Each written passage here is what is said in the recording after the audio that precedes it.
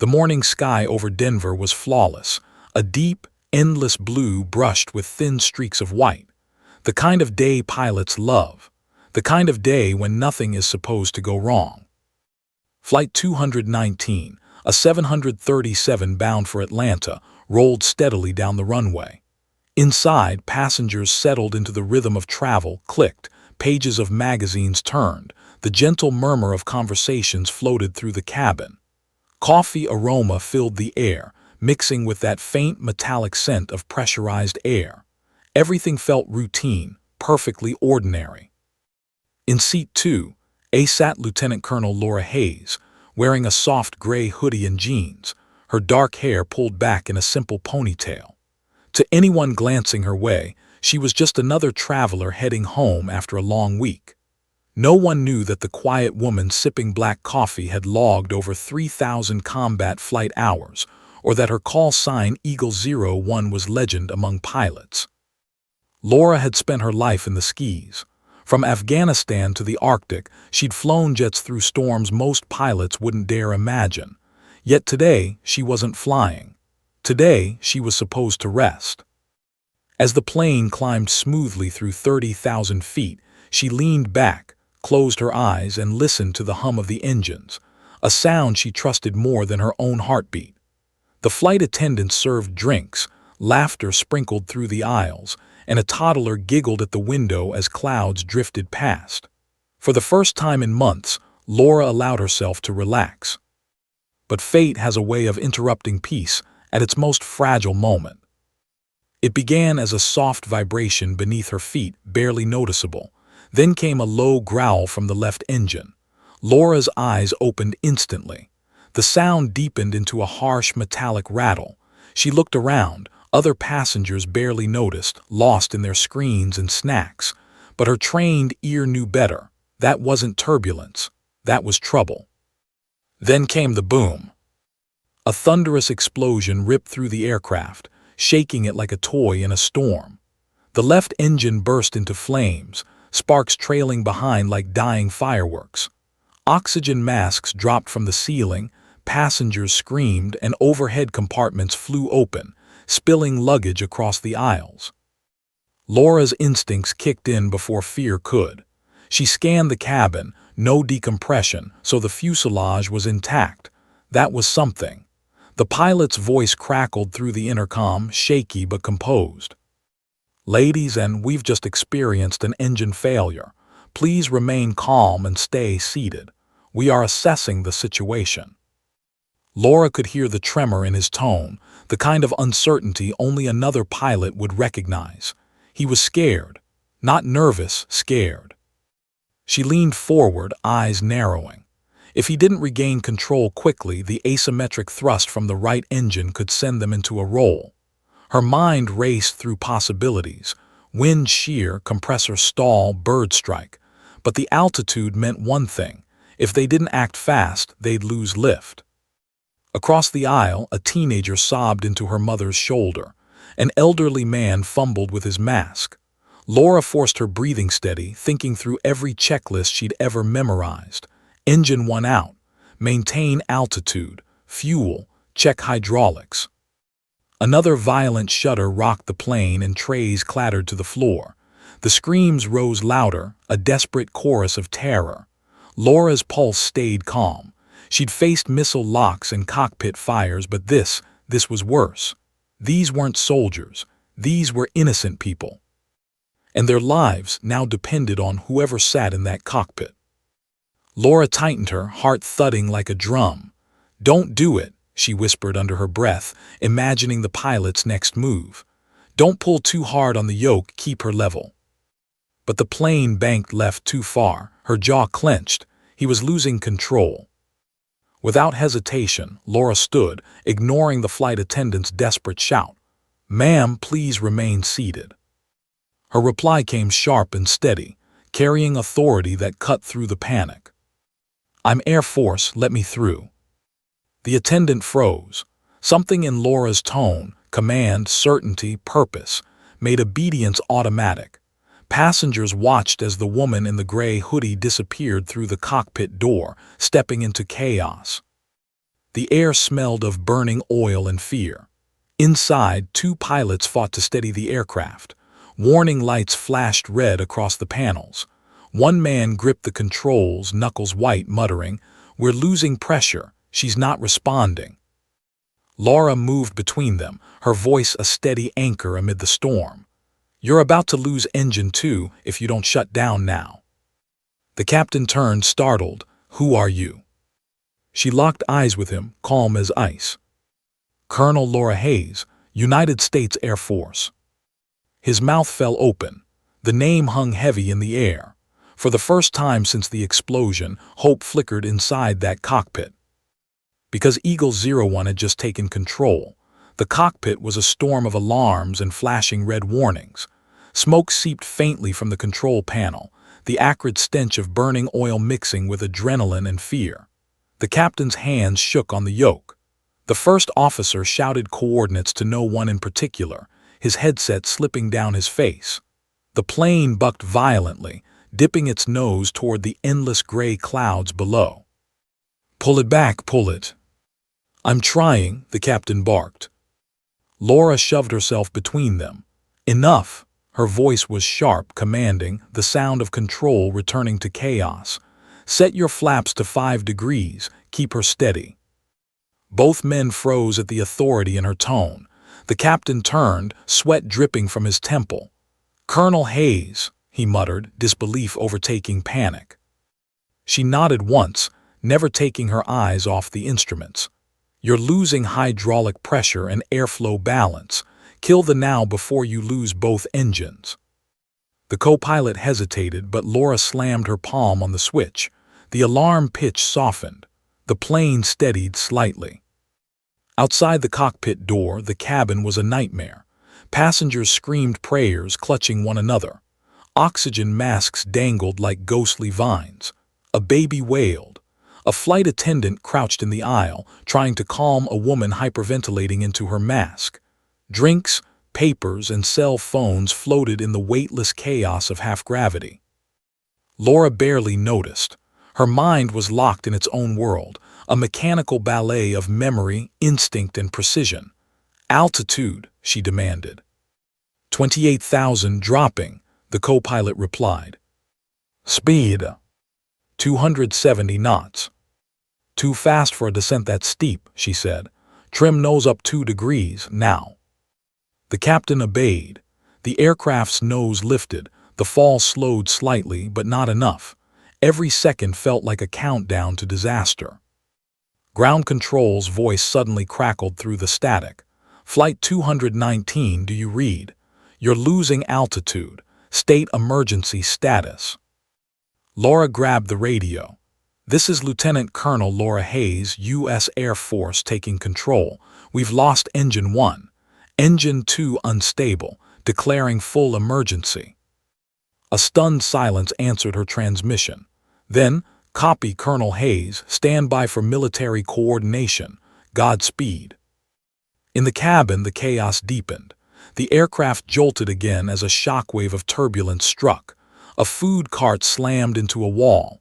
A teenage boy screamed, "We're going down." His mother held him tight, whispering something only he could hear. Laura's jaw clenched. "We're not going down," she whispered, though no one but the trembling crew heard her. Her mind raced. She'd trained for situations far worse, but not like this. Not with civilians. Not with 200 innocent lives tied to her every breath. "Engine 2's temperature's rising fast," said the co-pilot. "We can't keep it running much longer." Laura scanned the data, heart hammering. If she shut the second engine too early, they'd lose thrust, and altitude would vanish like sand through glass. Too late, and it could explode. She took a deep breath. "Throttle back to 40%, she ordered. "Let it cool gradually." The captain looked at her with awe and fear. "Ma'am, have you done this before?" She didn't look at him. "More times than I can count, but never with 200 souls watching." The plane steadied for a heartbeat, then shuddered again. Laura could hear the moaning creak of the fuselage straining under stress. It was holding for now. She risked a glance out the window. Smoke trailed behind the left wing, a dark ribbon staining the sky. Below, the ground was still too far to see. "Captain," she said evenly, "we need to prepare for a controlled descent. Find me the nearest strip, anywhere long enough for a 737 to land." The co-pilot's hands trembled as he typed coordinates. "Air Force Base, Missouri, 40 miles out." Laura nodded. "Good, that's where we're heading." Another alarm blared, a harsh metallic wail. Hydraulic pressure dropped again. The captain cursed. "We've lost main stabilizer control." Laura's eyes flicked over the gauges. "Manual reversion now," she commanded. Together they pulled the mechanical override. The yoke stiffened, but control returned to their hands. She exhaled slowly. "All right, we still have flight surfaces. We can glide." The captain stared at her, stunned. "You're calm," he said. "How?" Laura's lips curved faintly. "Because panic doesn't fly the plane." Outside, lightning flickered in the distance, painting the clouds in ghostly silver. The storm ahead was thickening. Laura knew they'd have to fly straight through it. There was no other route. "Strap in," she said softly, eyes locked on the horizon. "We're not out of this yet." In the cabin, a child's voice cut through the sobs and chaos. "Mommy, is the lady flying the plane gonna save us?" The mother looked toward the cockpit door, trembling. "Yes, sweetheart," she whispered. "She will." Inside, Laura didn't hear it, but somehow she felt it. And she silently vowed, "No one dies on my watch."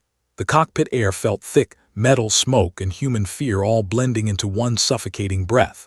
Warning lights flickered across the instrument panel like a dying heartbeat. The steady hum of a functioning aircraft was gone, replaced by the hollow whine of wind dragging across the fuselage. The men in the cockpit were trained, but training wasn't enough now. Panic had crept into their voices, their hands trembling with every adjustment of the controls.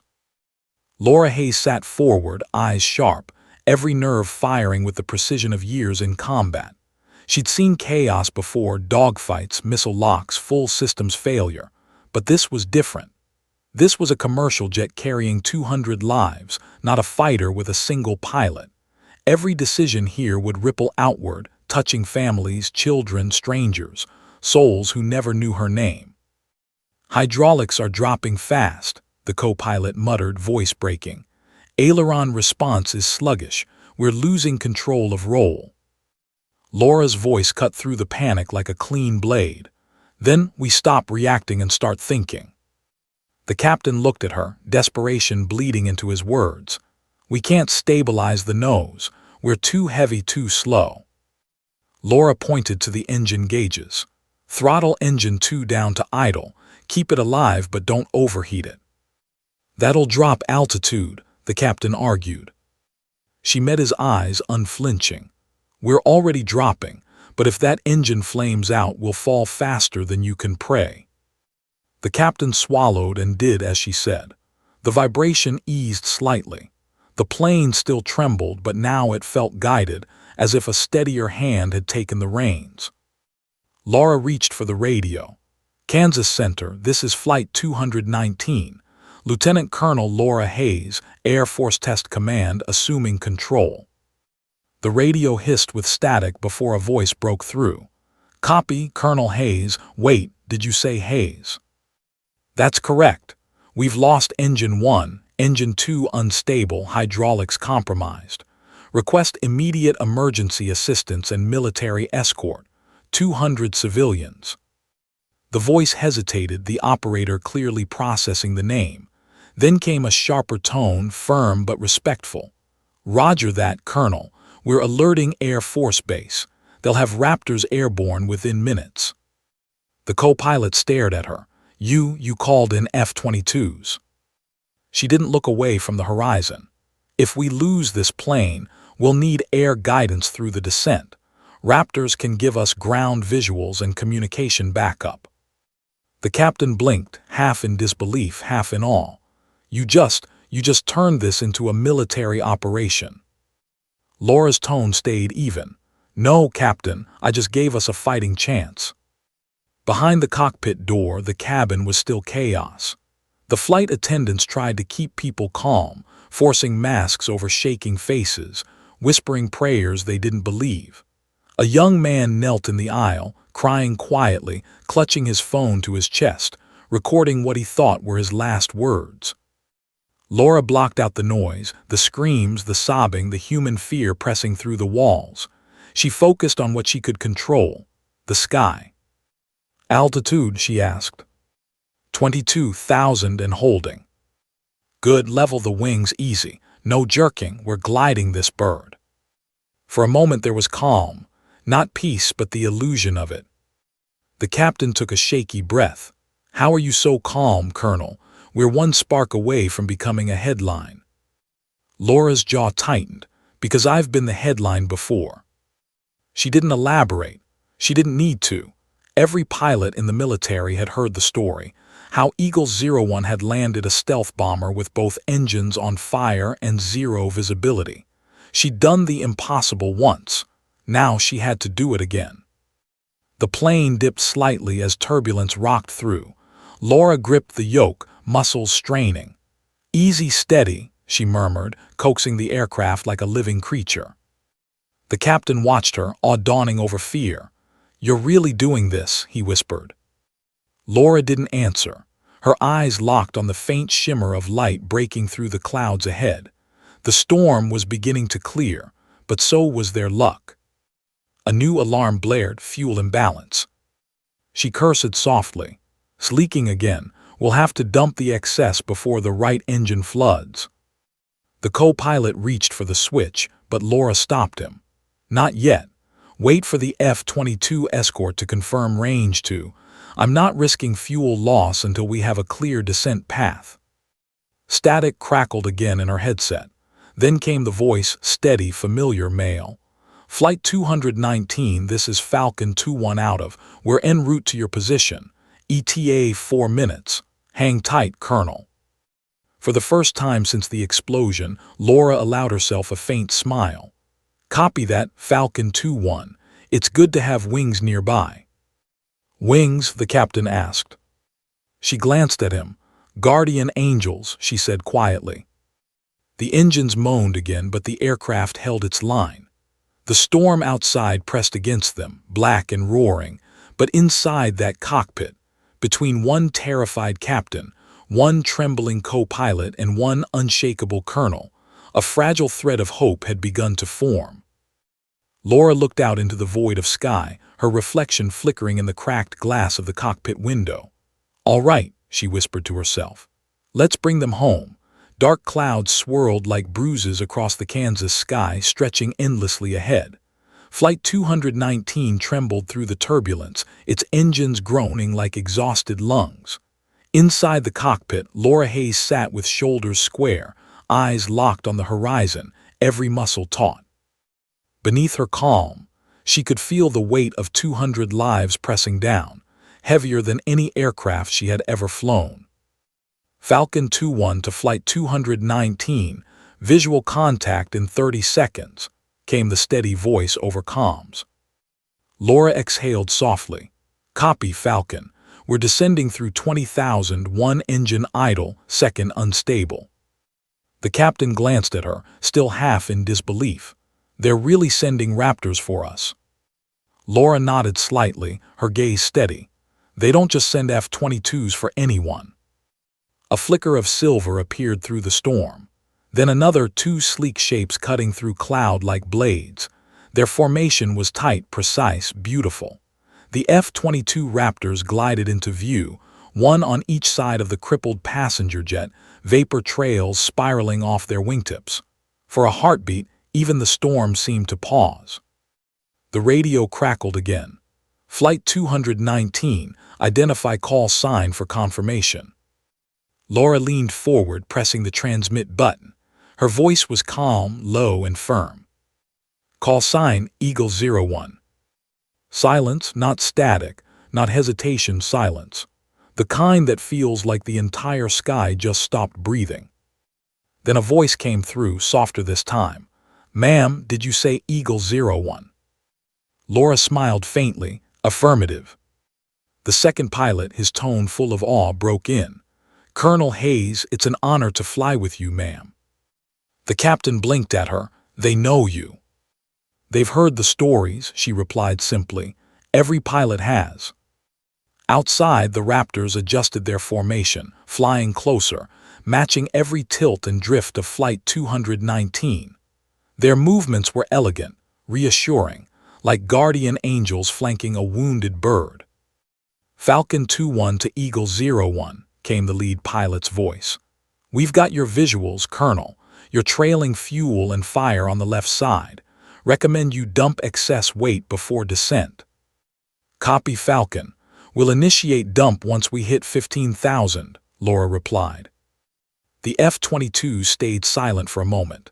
Then, almost reverently, one said, "We'll guide you in, ma'am. Whatever happens, you're not alone." The captain swallowed hard, visibly moved. "I've flown 20 years, he whispered. "Never seen anything like this." Laura didn't respond. She couldn't afford to. Every second she scanned dials, recalculated angles, read wind speeds.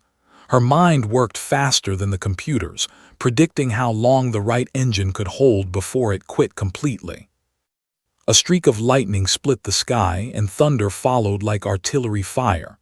The cabin lights flickered, passengers gasping in unison. The turbulence struck hard, an upward jolt, then a stomach-dropping plunge. "Steady," Laura commanded, gripping the yoke. "Ride it out." The plane dipped again. Outside, one of the Raptors rolled beneath them, checking the belly for damage. "Eagle 01, you've got gear doors warped from pressure," the pilot said. "Landing's gonna be rough." Laura gave a short nod. "I've done rough." At that, both F-22 pilots chuckled softly, grim, proud laughter of soldiers who understood what kind of person they were flying beside.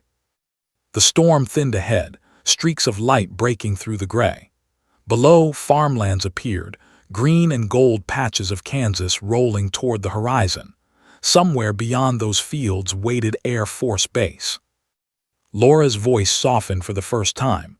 "Falcon 2-1, confirm distance to 30 miles, Colonel. You're holding altitude beautifully. You've got this."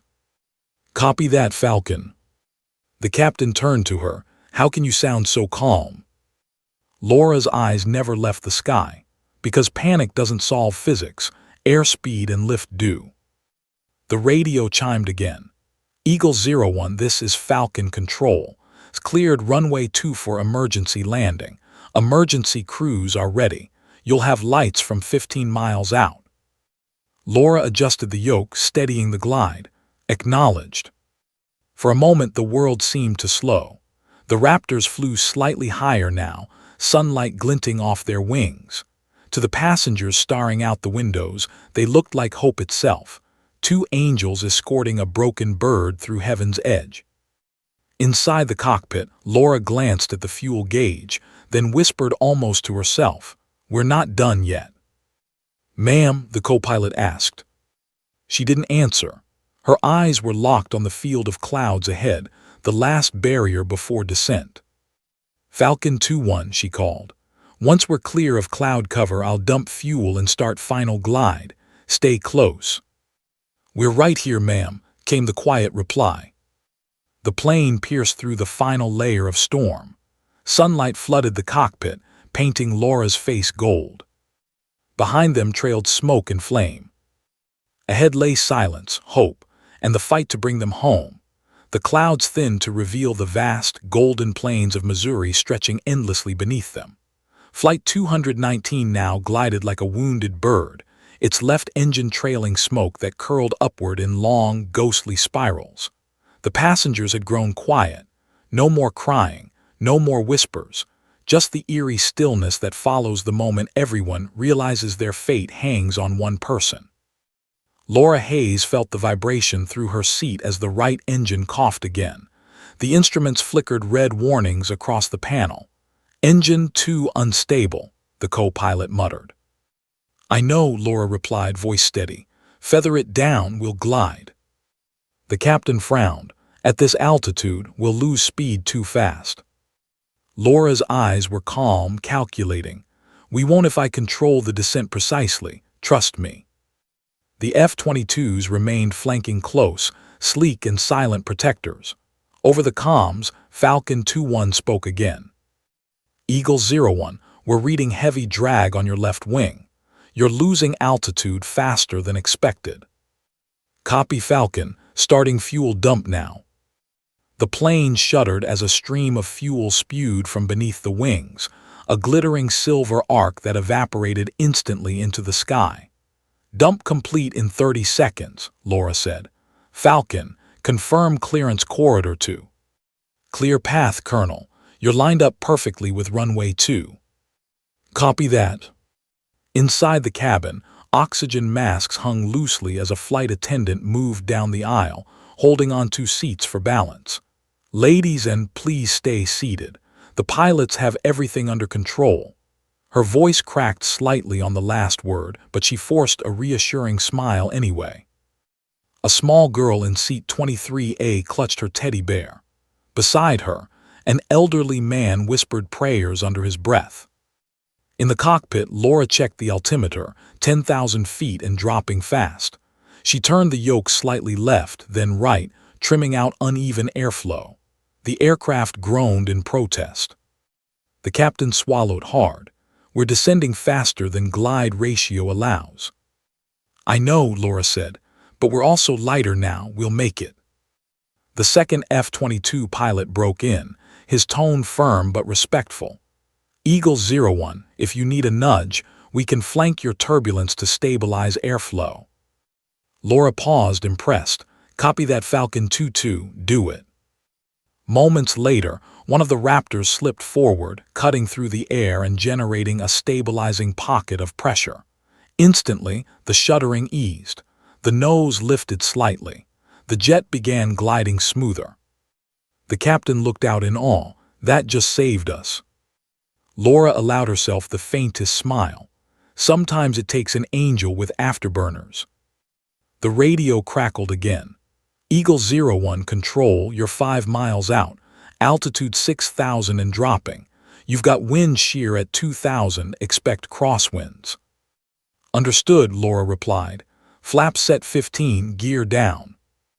The gear lever clicked, but only 2 green lights appeared on the panel. The third, left landing gear, remained red. Gear malfunction, the co-pilot said. Laura's jaw tightened. Of course it is. She tried again. Nothing. The left gear refused to deploy. The captain cursed softly. We can't land on 2 legs at that speed. Laura exhaled. Then we'll make it 3. Ma'am.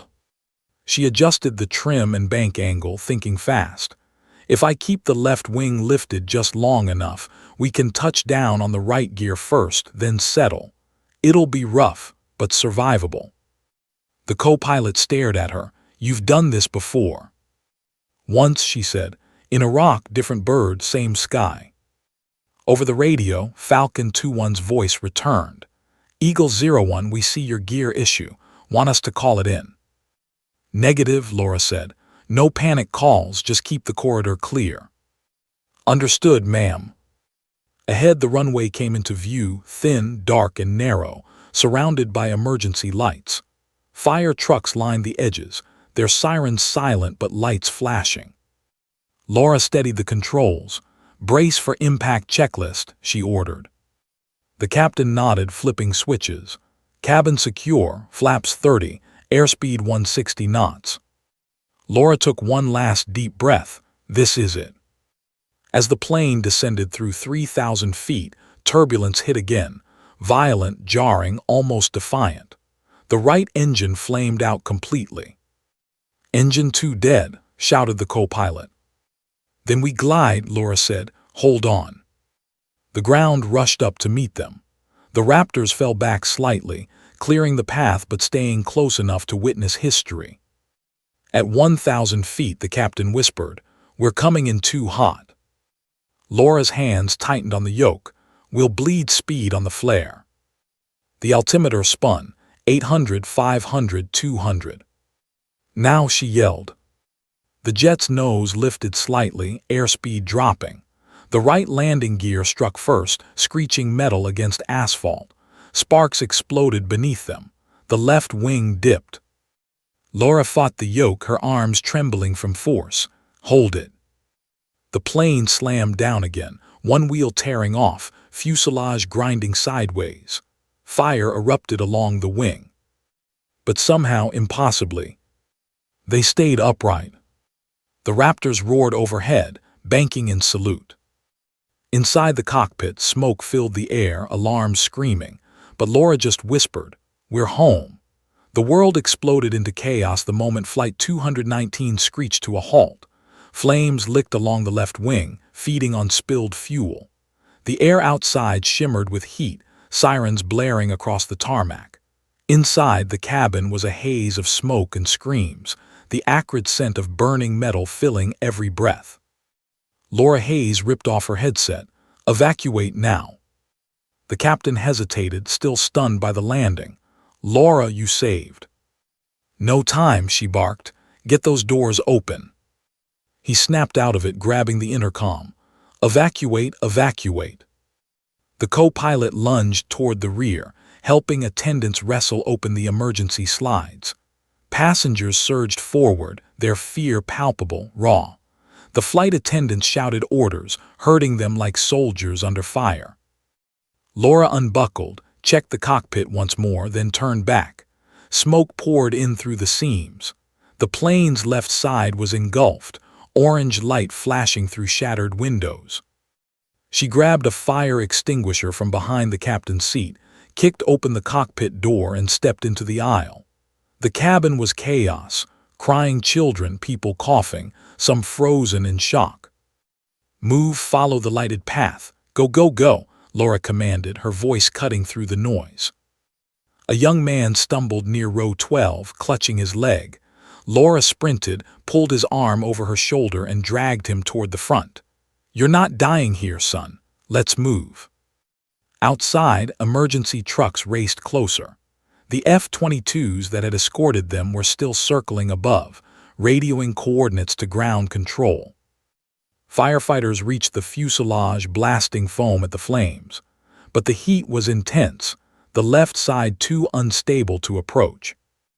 Inside, Laura shoved the injured man down the slide, then turned back again. More passengers were trapped mid-cabin, smoke thickening. "Laura," the captain shouted from the exit. "That's everyone, let's go." "Not yet," she yelled, pushing past him.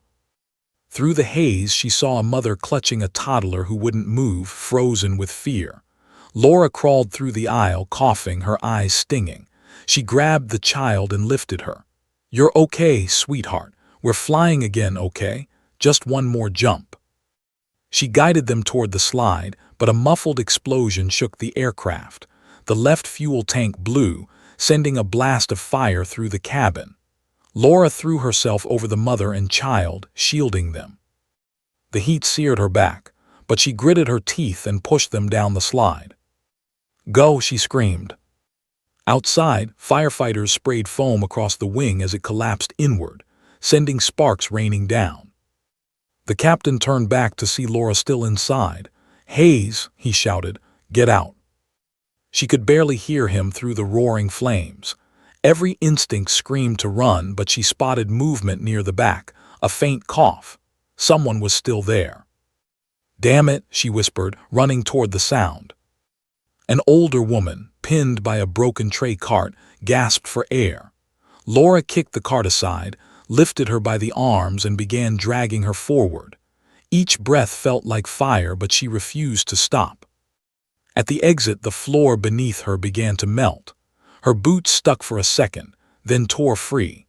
She hurled the woman down the slide, collapsing to her knees as the cockpit wall cracked behind her. "Colonel Hayes, get out now," a firefighter's voice blared from below. Laura stumbled forward, one hand gripping the wall. "Copy," she whispered weakly. Her vision blurred, the world tilted. Then strong arms grabbed her from the slide's base.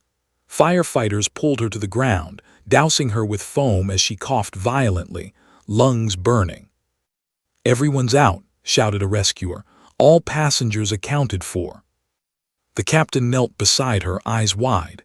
"You did it, Laura, you got them all." She managed a faint smile through the soot. 200 souls, she rasped. Not one lost. Paramedics lifted her onto a stretcher. The flames behind her roared higher, consuming the aircraft she'd just saved. The F-22s dipped low overhead, engines howling in salute, a tribute to the woman whose call sign had once meant courage in war and now, once again, in peace. As she was wheeled away, Laura's hand twitched toward the radio clipped to her vest. Falcon 2-1, she whispered weakly into it. A moment later the reply came, steady, reverent, almost trembling. This is Falcon 2-1. The sky's proud of you, Eagle 01. Laura's eyes fluttered closed as the sun broke through the smoke, glinting off the Raptor's wings. She had saved them all. But in her heart she knew the story wasn't over yet. The tarmac buzzed with activity, a chaotic ballet of emergency crews, investigators, reporters, and blinking lights. Ambulances lined the runway, paramedics moving quickly to check passengers, many still shaking from fear, others laughing and crying simultaneously, overwhelmed by relief. Laura Hayes lay on a stretcher, soot-streaked and exhausted but alive. Her uniform, blackened with ash, clung to her as the paramedics gently lifted her. Her hands trembled slightly, still echoing the tension of flying a crippled jet. A crowd had already gathered, journalists with microphones, cameras clicking incessantly, eager to capture the woman who had become a national hero. Their questions came rapid fire. Colonel Hayes, how did you stay so calm? Did you ever think you wouldn't make it? What was going through your mind? Laura closed her eyes briefly, the weight of the moment pressing down. She could have told them about the two F-22s flanking them, the delicate calculations of altitude and thrust, but the words felt hollow outside the cockpit. Instead, she shook her head faintly and whispered, "I just did my job." The captain approached, his face pale, sweat and ash still streaking it. "Laura, I don't know how to thank you. You didn't just save us, you saved 200 lives. Do you understand?" Laura met his gaze, her eyes steady, unwavering. "I understand, but it wasn't just me. It was the crew, the Raptors, everyone involved. I just happened to be the first one they looked at." Overhead the F-22s circled, engines humming with a precision that seemed almost ceremonial. A hush fell over the crowd as the Raptors dipped low, saluting the runway, the sun glinting off their wings like a halo around steel. Those in the emergency crews instinctively removed helmets, shields, or hats. Some whispered, "That's her, Eagle 01.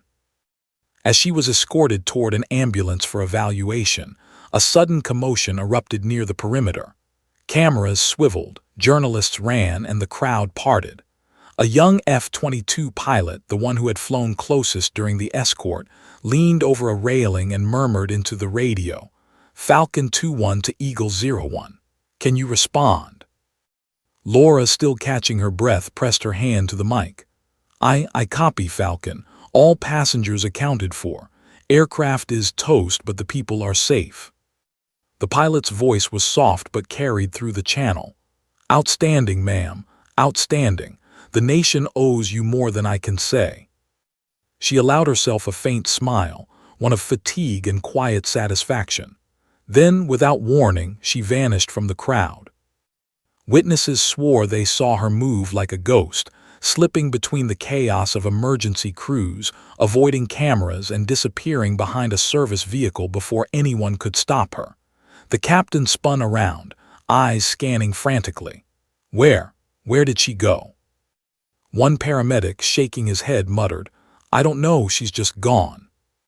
Reporters swarmed the spot where she had been, microphones and cameras thrust forward, but Laura was already out of sight, leaving only the echo of her heroism behind.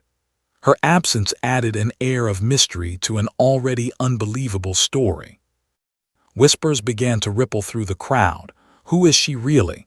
Why didn't she stay for interviews? I've heard that name before, Eagle 01, is she legendary? The captain, still stunned, muttered under his breath, "Somehow, she doesn't want the credit." The F-22 pilots broke radio silence. "Colonel Hayes, if you can hear us, thank you. The sky will always remember your name. And somewhere just beyond the chaos, Laura walked alone, soot on her face, the weight of exhaustion pressing down. She hadn't saved herself. She'd saved 200 strangers. And she would disappear again into the shadows of her life, the silent guardian of skis few would ever understand. The sun was setting now, orange light bleeding across the runway. The flames from Flight 219 had died down, leaving scorched metal and smoke. And above it all, two F-22s lingered, silhouettes against the fading horizon, silent protectors honoring a hero who didn't want to be one. Laura took a deep breath, feeling the air cool against her face. The roar of engines and sirens faded, replaced by a profound silence. For a fleeting moment, the sky itself seemed to bow in respect. She whispered to herself, almost a vow, 200 lives, one flight, one choice, always. And with that, Eagle 01 disappeared into the fading light, leaving awe, mystery, and a story that would echo across the nation for years to come. The Kansas sunset painted the runway gold and crimson, turning smoke and debris into a surreal landscape. Flight 219's fuselage smoldered, twisted metal glinting in the dying light. Emergency crews had long since cleared passengers to ambulances and triage tents, yet a strange hush lingered across the tarmac. It was the silence of shock mixed with awe, the kind that follows witnessing something truly extraordinary. News helicopters circled overhead, their cameras capturing chaos transformed into calm. Reporters scrambled for statements, microphones thrust at anyone who could speak about the miraculous landing. Some spoke of skill, some of luck, but every account circled back to a single name whispered with reverence: Eagle 01. Inside a makeshift medical tent, passengers hugged and cried, gratitude spilling like water. Children clung to parents, grandparents embraced friends they had never fully known. Everyone shared the same story: 200 lives saved against impossible odds. Yet the name of the woman who had orchestrated it all remained absent from most recollections. She had vanished before the world could properly thank her. The captain, still visibly shaken, addressed investigators with shaky hands. "Without her," he said quietly, eyes distant, "none of us would be here. She walked into the cockpit like it was another day at the office. Calm, focused, unbelievable." On the perimeter, news crews frantically searched for her, interviewing ground staff and rescue personnel. "Where did she go?" one reporter demanded. "We need a statement." No one could answer. Some had seen her help passengers down slides. Others remembered her shielding a child from flames. But after that, she had disappeared, swallowed by smoke and chaos, leaving only the impression of a hero whose identity was larger than life. Meanwhile, high above, the F-22 Raptors circled one last pass before returning to base. Pilots adjusted their formation, eyes scanning the horizon. The one who had spoken most softly over the comms murmured, "She's already gone, but the sky remembers her." Back on the ground, investigators examined the wreckage of the aircraft, amazed at how intact it remained despite engine failures and the crash landing. "It shouldn't have survived," one engineer muttered. "And neither should the passengers. Someone in that cockpit, someone extraordinary, kept it together." A soft wind stirred, carrying with it the smell of smoke, fuel, and ozone. Somewhere in the distance, a child laughed for the first time since takeoff, breaking through the tension. A grandmother wiped tears from her eyes and whispered, "God bless her." Paramedics, exhausted and soot-streaked, compared notes. "We've accounted for everyone," one said. "No serious injuries beyond shock and minor burns. Miraculous." The sun dipped lower, casting long shadows across the runway. All around, the sounds of helicopters, engines, and sirens faded, replaced by a solemn quiet. Even the scorched jet, the wreckage that had threatened to claim 200 lives, seemed to rest now, its story told. Somewhere beyond the chaos, Laura Hayes walked alone along a service road, her uniform blackened but her posture unbowed. She moved deliberately, avoiding cameras, avoiding attention, carrying only the quiet satisfaction of a job completed. Every fiber of her being still hummed with adrenaline, but beneath it there was relief, a rare, profound calm after unimaginable stress. In her mind, she replayed the flight, the descent, the final moments before the landing. The screams, the smoke, the fire, they were still vivid, but so were the faces of those she saved. 200 souls who would remember her actions even if they never knew her face. The world above her remained silent, save for the fatting hum of distant jets. For a brief moment, Laura stopped and looked upward. The sky stretched infinitely, serene and unyielding. She whispered softly, almost to herself, 200 lives, one choice, always. And then she turned and disappeared into the gathering shadows, leaving behind a nation awestruck, a story that would ripple for decades, and the enduring legend of Eagle 01, the silent guardian who had saved 200 lives midair and vanished before the world could fully thank her. The sky, vast and endless, seemed to hold its breath. And for a moment, every soul who had witnessed the miracle knew. Heroes sometimes leave silently, but their deeds echo forever.